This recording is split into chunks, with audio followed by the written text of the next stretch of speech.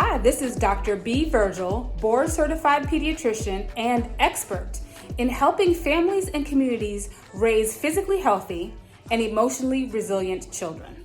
Here are 3 things that you need to know about human trafficking and what is happening. I'm sure all of you all have been paying attention to the news.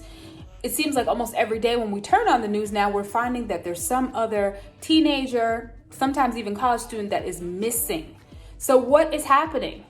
Hopefully this is not a result of human trafficking, but we do know that human trafficking, which is the movement of people from one place to another and exploiting them, is on the rise, even here in America. It's not even something that's happening far away in another country. It's right here. And in fact, for those of us who live in the South, Atlanta is one of the central hubs as far as Hartsfield-Jackson Airport for human trafficking. So what kind of things put your child at risk for human trafficking?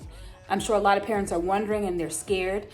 First and foremost, if your children are using the internet and communicating with people that they don't know, that is a huge risk factor. So using those social media platforms that are open to everyone and communicating with people they don't know.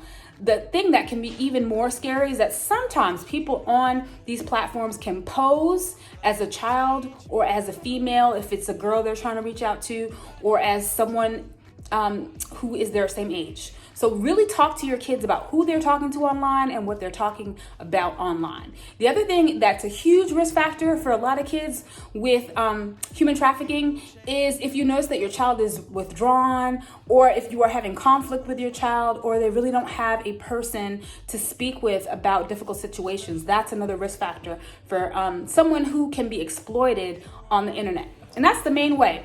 They build up this relationship with your children, whether they're in college and they're frustrated by classes, they've been in a bad relationship, they're not getting along with their parents. They build up a relationship with them over time. And then finally it becomes, come meet me somewhere. Let's get together.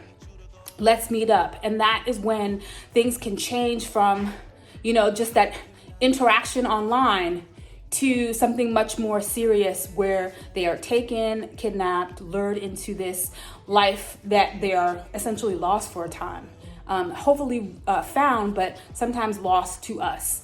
And so really it's like they're grooming teens and young adults for the opportunity in which to take them and pull them into the traffic life. So I don't want you all to be paranoid, but you should be alert and cautious and have those conversations with your teenagers who are going off to college, with your high school students who are now getting a little bit more independent and going out with friends. Always be in groups.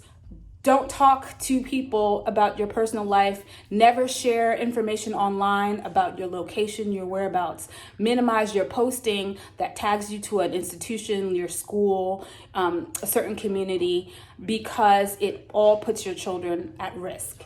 Thanks so much for your time. Look forward to talking to you again. Have a good one.